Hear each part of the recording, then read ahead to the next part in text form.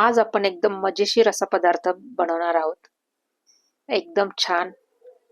तुम्ही पाहू शकता व्हिडिओमध्ये दाखवल्याप्रमाणे कलरफुल अगदी व्हाईट, रेड असा कलर आलेला आहे. तर आपण आज मस्तपैकी बीटरूटच्या वड्या बनवणार आहोत. बघा, एकदम छान आणि एकदम मस्त होतात. यामध्ये चाचणीची सुद्धा काही झंझट नाही, काही नाही. एकदम साध्या सोप्या पद्धतीने आणि झटकीपट अशा बनणाऱ्या. आणि मुलांना बीट असंही आवडत नाही, पण अशा प्रकारे जर आपण तुम्ही करून जर खाऊ घातल्या ना, तर अगदी मुलं पटापट त्या बीटच्या वड्या अशा उचलून खातील. त्यांना कळणार देखील नाही की हे बीटरूट आहेत म्हणून. चला तर मग इथे रेसिपीला सुरुवात करूया. आता इथे मी 2 बीट घेतलेले आहे आणि आता आपल्याला त्याचं धुवून मागचं पुढचं देठ काढून घ्यायचं आहे. बघा, बीट जे आहे ना, हे आपलं खूप पौष्टिक आणि खूप आरोग्यदायी आहे.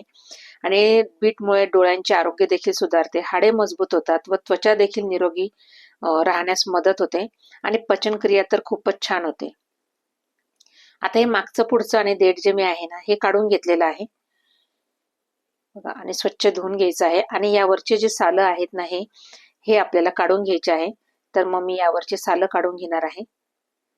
खूप छान लागतात आणि एकदा मुलांना जर तुम्ही करून खाऊ घातली, ते खूप आवडीने खातील. आणि बीट तर असं अगदी थोडंसं तुरट लागतं, थोडंसं मातकट लागतं, तर मुलांना आवडत नाही.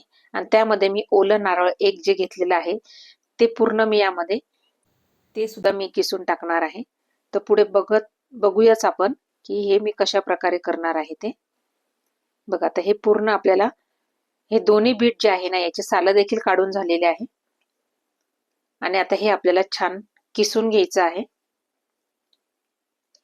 ह्या ठिकाणी जर तुम्हाला वाटलं ना की न किसता आपल्याला मिक्सर ग्राइंड मधून फिरवून घ्यायचं आहे, तरी चालणार आहे, हरकत नाहीये. पण मी इथे मात्र किसून घेतलेलं आहे आणि थोडंसं जाडसरच किसून घेतलेलं आहे. तर हे दोन्ही पीठ मी छान अगदी मस्त किसून घेणार आहे. बघा, इथे जे ओलं नारळ होतं त्यामधलं मी वरचं काही काळं काढलं नाही. तुम्हाला जर काढायचं तर तुम्ही काढू शकता, पण मी काही काढलं नाही. घरचेच नारळ होते, तर मी ते नारळ मस्तपैकी आणि विदाऊट पाण्याचं नारळ होतं हे, ते मी घेतलेलं आहे. आणि त्याचं देखील मी असंच किस करून घेतलेलं आहे. आता हे बीट आणि हे नारळ असं सगळं व्यवस्थित असं मस्त एकत्र करून घ्यायचं आहे आपल्याला. बघा, हे दोन्ही व्यवस्थित असे मस्त एकत्र करून चव खूप छान येते. तुम्हाला यामध्ये वेलची पूड सुद्धा टाकायची गरज नाही, पण तुम्हाला जर इच्छा असेल तर तुम्ही टाकू शकता, पण मी इथे टाकलेली नाहीये. आता हे दोन्ही मिक्स झालेलं आहे आणि आपल्याला हे आता कोणतेही एक वाटी तुम्ही सेट करून घ्या मेजरमेंट साठी. तर आणि त्यामध्ये, कारण आपल्याला साखरेचं प्रमाण घ्यायचं आहे. आता हे जे मी बीट आणि खोबरं जे एकत्र केलेलं आहे, ते माझं बरोबर इथे 3 वाट्या जे आहे ते भरलेलं आहे. आणि 3 वाट्या आहे म्हणून मी इथं 2 वाट्या साखर घालत आहे. तुम्हाला जर कमी गोड हवा असेल तर तुम्ही इथे 1.5 वाटी जरी घातलं ना तरी चालणार आहे. पण मी इथे 2 वाट्या घालत आहे. आणि जास्त जर वाटत असेल साखर तर तुम्ही इथे 2.25 वाटी टाकली तरी चालणार आहे. पण सफिशियंट आहे एवढं. 2 पावणे 2 वाट्या, 3 वाटे बीट आणि खोबरेला. आता हे सगळं व्यवस्थित आपल्याला मिक्स करून घ्यायचं आहे. तर मी 2 वाट्या, 2 वाट्याला पण कमीच होती साखर, तर ही मिक्स करून घेणार आहे साखर सगळी. तुम्हाला जर माझी रेसिपी आवडत असेल तर लाईक करा व जास्तीत जास्त शेअर करा. आणि चॅनलवर नवीन असाल तर सबस्क्राईब करा आणि शेजारील बेल आयकनला क्लिक करा, म्हणजे अशाच नवनवीन व्हिडिओ तुम्हाला स्वादिष्ट रसोई बाय सुनीता ह्या चॅनलमध्ये पाहता येतील.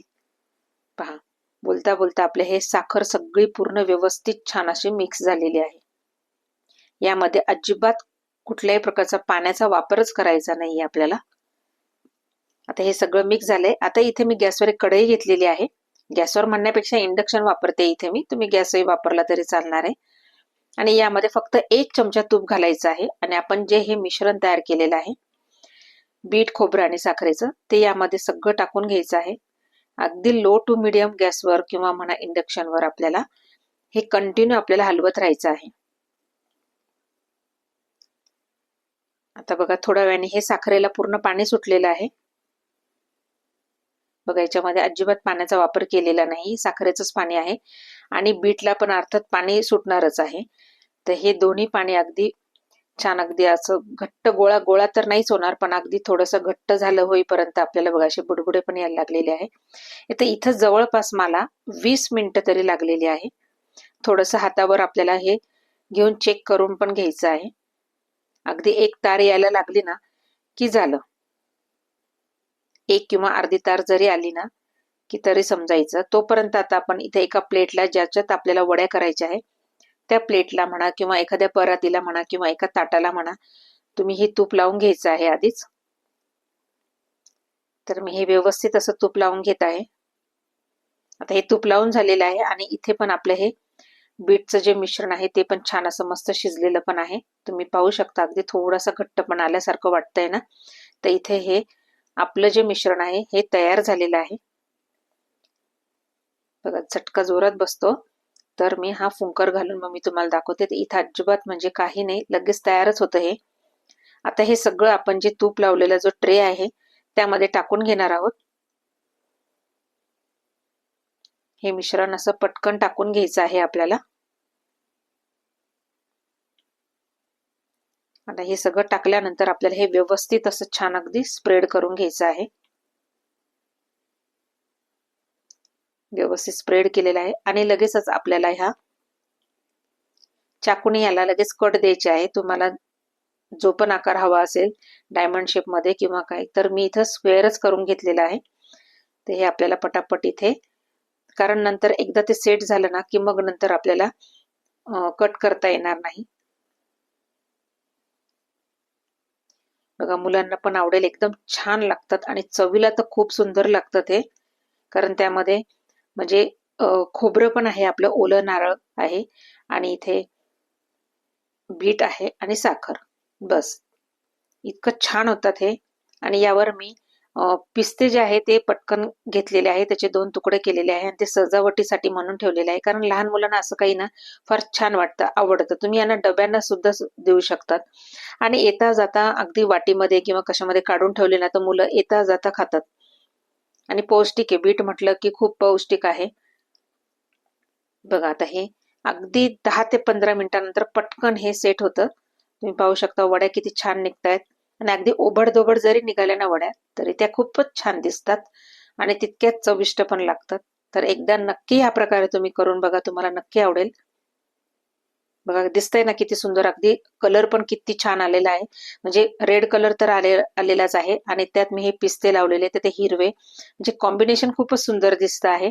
आणि मुलांना तर असं काही जर दिलं ना तर ते खूप आवडीने खातात. मुलंच काय पण मोठे देखील खूप आवडीने खातात. बघा मी तुम्हाला एक तोडून पण दाखवते, अगदी पटकन तुटतात हे आणि असं वाटतच नाही की हे बीट आहे वगैरे. खूप छान लागतात. एकदा तुम्ही नक्की या पद्धतीने करून बघा. तुम्हाला जर वाटलं की यामध्ये गाजर घालायचं तर तुम्ही अर्ध गाजर अर्ध बीट जरी घातलं तरी चालणार आहे. चला तर पुन्हा भेटूया पुढच्या व्हिडिओला. धन्यवाद.